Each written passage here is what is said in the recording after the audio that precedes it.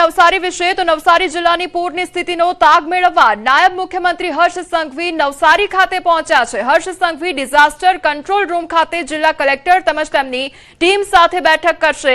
જિલ્લામાં નદીઓના જળસ્તર અને પૂરની સ્થિતિ અંગે સમીક્ષા કરવામાં આવશે। બેઠકમાં જિલ્લા ભાજપના પ્રમુખ ભૂરાલાલ શાહ સહિત સંગઠનના પદાધિકારીઓ પણ હાજર રહેશે। तो नायब मुख्यमंत्री हर्ष संघवी पहुंच्या छे अने तेमना द्वारा बैठक करवामां आवशे। तो डिजास्टर कंट्रोल रूम खाते तेमना द्वारा बैठक करवामां आवशे। जिल्ला कलेक्टर तेमज तेमनी टीम साथे पण वातचीत करवामां आवशे। अंकलेश्वरमां मात्र 4 इंच वरसादमां अंकलेश्वर जलमग्न थई गयो छे। जूना नेशनल हाईवेनी सोसायटीओमां पूરના पाणी घुसी गया छे। मकानो अने दुकानोमां पाणी भराता वेपारीओ तथा स्थानिकोना माल सामानने भारे नुकसान पहोंच्युं छे। जूना नेशनल हाईवे नजीकना રહેણાંક વિસ્તારોમાં પાણી ભરાઈ ગયા છે અને જેના કારણે તે લોકોને નુકસાન વેઠવાનો વારો આવ્યો છે। તો માત્ર 4 ઇંચ વરસાદ ખાબક્યો અને ત્યાં તો અંકલેશ્વર વિસ્તાર આખો જળમગ્ન થઈ ગયો છે। દુકાનોમાં પાણી ભરાઈ ગયા છે, લોકોના ઘરોમાં પાણી ઘૂસી ગયા છે, જેના કારણે લોકોને પારાવાર નુકસાની વેઠવાનો વારો આવ્યો છે। तो अंकलेश्वरनी सोसायटीओमां पाणी घुस्या त्यारे बीजी तरफ अंकलेश्वर सूरतने जोड़ता जे स्टेट हाईवे छे तेना पर पण आमला खाड़ीना पाणी फरी वळ्या छे। त्यारे कड़कड़िया कॉलेज नजीकना डायवर्सन पर पूરના पाणी फरी वळता बेरिकेडिंग करवामां આવ્યું છે। आमला खाड़ी બે કાંઠે છલકાતા स्टेट हाईवे जळमग्न થઈ ગયો છે। डायवर्सन ધોવાતા તંત્ર દ્વારા સલામતી ખાતર રસ્તો સંપૂર્ણપણે બંધ કરી દેવામાં આવ્યો છે। લોકોને વૈકલ્પિક માર્ગ વાપરવા માટે અપીલ પણ કરવામાં આવી છે। તો સતત વરસાદ વરસવાને કારણે જે ખાડીનું પાણી છે તે રોડ રસ્તા પર ફરી વળ્યું છે। હાઈવે પર પાણી ફરી વળ્યા છે, જેના કારણે હાઈવે પર બેરિકેડિંગ કરવામાં આવ્યું છે અને લોકોને સતત અપીલ કરવામાં આવી રહી છે જે વૈકલ્પિક રસ્તો છે તેનો ઉપયોગ કરવામાં આવે તેવી સતત લોકોને અપીલ કરવામાં આવી રહી છે।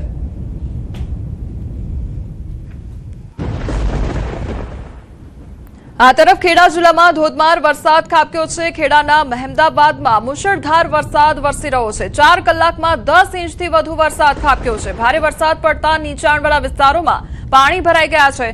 भारे वरसादने लईने स्थानिक धारासभ्य अर्जुनसिंह चौहाणे विસ્તારોની मुलाकात लीधी। शहेरमां दबाणोना कारणे पाणी भराता जेसीबी द्वारा निकाल करवामां આવ્યો છે। तो पाणी निकालना रस्ता पर करवाना आवेला गैरकायदेसर दबाणो जे छे ते दूर करवामां આવ્યા છે। स्थानिक धारासभ्य અને મામલતદારની હાજરીમાં દબાણો दूर करवामां આવ્યા છે।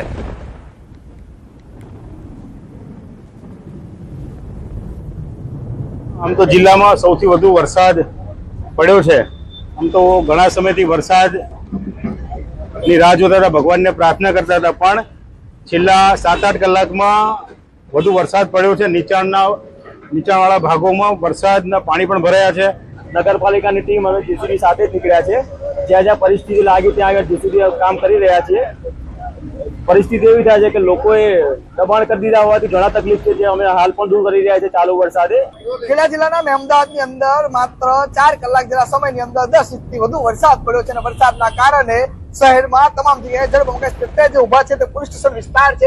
આ વિસ્તારની અંદર તમે જોઈ શકો છો અત્યારે જે પાણી છે તે ભરાયા હતા તેના નિકાલ કરવા માટે અત્યારે અહીં આગળ જેસીબી દ્વારા આ પાણીનો નિકાલ અત્યારે કરવામાં આવ્યો છે। મહત્વની વાત કરો તો ધારાસભ્ય, નગરપાલિકા પ્રમુખ સહિતના જે તમામ જે અધિકારીઓ છે તે અત્યારે ઘટના સ્થળ પર દોડી આવ્યા હતા અને આજે તમામ જે અત્યારે તમે જોઈ શકો તે પ્રકારે દબાણો છે તે દૂર કરવામાં આવી રહ્યા છે। કારણ કે આ દબાણોના કારણે ક્યાંક ને ક્યાંક પાણી અવરોધ થતું હોય તેમ લાગી રહ્યું છે। બીજી બાજુ આ દ્રશ્યો બતાવીશ કે તમે જોઈ શકો છો આ કે જે રસ્તા છે તેની પર અત્યારે પાણી ભરાઈ ગયા છે અને લોકોને અત્યારે ભારે મુશ્કેલીનો સામનો કરવાની અત્યારે વારી આવી છે। મહત્વની વાત કરવામાં આવે તો અમદાવાદના જે રેલવે સ્ટેશન વિસ્તારમાં જે સોસાયટીઓ છે તેની અંદર પાણી ભરાઈ જવાના કારણે અત્યારે લોકોનું જે જનજીવન છે તે ક્યાંક ને ક્યાંક મુશ્કેલ બન્યું છે। તેના કારણે અત્યારે મહેમદાવાદમાં જે બંબાકાની સ્થિતિ તે પ્રકારના દ્રશ્યો જોવા મળી રહ્યા છે। ઉમંગ પટેલ, ન્યૂઝ 18 ગુજરાતી, મહેમદાવાદ, ખેડા। તો સંઘ પ્રદેશ દાદરાનગર હવેલીમાં પણ જળ પ્રલય જોવા મળી રહ્યો છે। દાદરાનગર હવેલીમાં સાંબેલાધાર વરસાદ વરસી રહ્યો છે। અનેક વિસ્તારોમાં જળબંબાકારની પરિસ્થિતિ જોવા મળી રહી છે। સેલવાસના અનેક વિસ્તારોમાં પાણીનું સામ્રાજ્ય જોવા મળ્યું। તો ટોકરખાડા વિસ્તારમાં પાણી ભરાઈ ગયા છે। શહેરના પોશ વિસ્તારમાં પણ અત્ર તત્ર સર્વત્ર પાણી જ પાણી નજરે પડી રહ્યું છે। હજુ પણ પ્રદેશમાં અતિ ભારે વરસાદની આગાહી કરવામાં આવી છે। ભારે વરસાદને કારણે સંઘ પ્રદેશમાં જનજીવન વ્યાપક રીતે પ્રભાવિત થયું છે। ભાવનગર મહાનગરપાલિકાના પ્રી મોન્સૂન કામગીરીના દાવાઓ પોકળ સાબિત થયા છે। શહેરમાં સવારથી વરસી રહેલા ધીમી ધારે વરસાદમાં શાસ્ત્રીનગર રોડ પર પાણી ભરાઈ ગયા છે।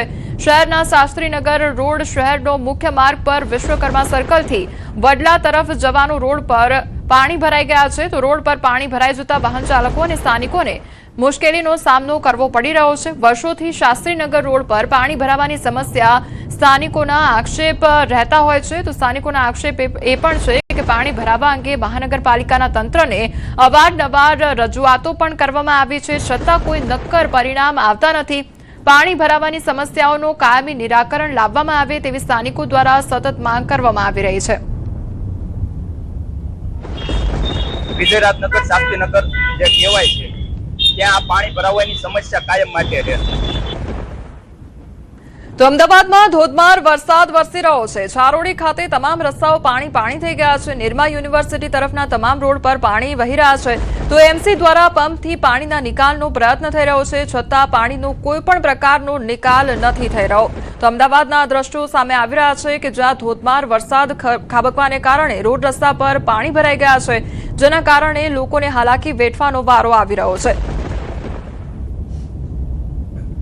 અમદાવાદમાં ચારે તરફ જળબંબાકારની સ્થિતિ છે, ત્યારે અમદાવાદના છારોડી વિસ્તારમાં પણ પાણી ભરાઈ જવાની સમસ્યા છે તે સામે આવી છે. આપ જે દ્રશ્યો જોઈ રહ્યા છો તે અમદાવાદના છારોડી ખાતે નિરમા યુનિવર્સિટીના છે, જ્યાં ખાસ કરીને બચાવ કાર્ય માટે અને ખાસ કરીને આપ જોઈ રહ્યા છો કે અમદાવાદ મહાનગરપાલિકાની ટીમ છે તેના દ્વારા વરુણ પંપથી આ જે પાણી છે તેને બહાર કાઢવા માટેનો પ્રયત્ન કરવામાં આવી રહ્યો છે, પરંતુ પરિસ્થિતિ એ પ્રકારની સર્જાઈ છે કે ચારે બાજુ પાણી જ પાણી છે. તેને કારણે આગળ જવાની સ્થિતિ છે તે નથી સર્જાઈ રહી. લોકો છે મહા મુસીબતનો સામનો કરતા જોવા મળી રહ્યા છે. ખાસ કરીને રેસિડેન્શિયલ એરિયા કે જેમાં ખાસ કરીને સૂચના આપી દેવામાં આવી છે કે કામ ન હોય તો બહાર ન નીકળવું, કારણ કે પાણી એટલું બધું ભરાઈ ગયું છે.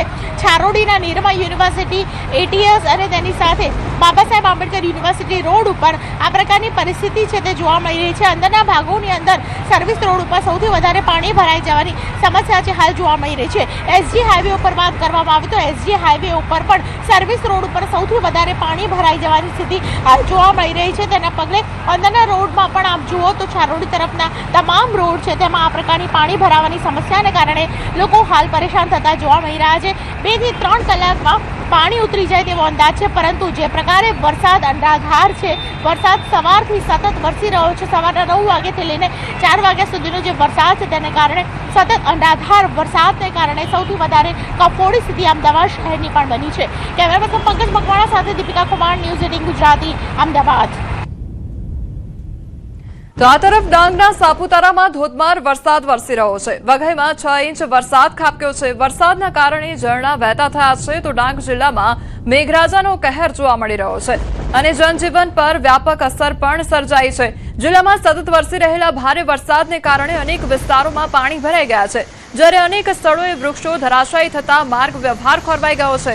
ભારે વરસાદના કારણે ભૂસ્ખલનની પણ અનેક ઘટનાઓ સામે આવી છે, જેના કારણે કેટલાક માર્ગો પર વાહન વ્યવહાર અસ્થાયી રીતે બંધ કરવાની ફરજ પણ પડી હતી.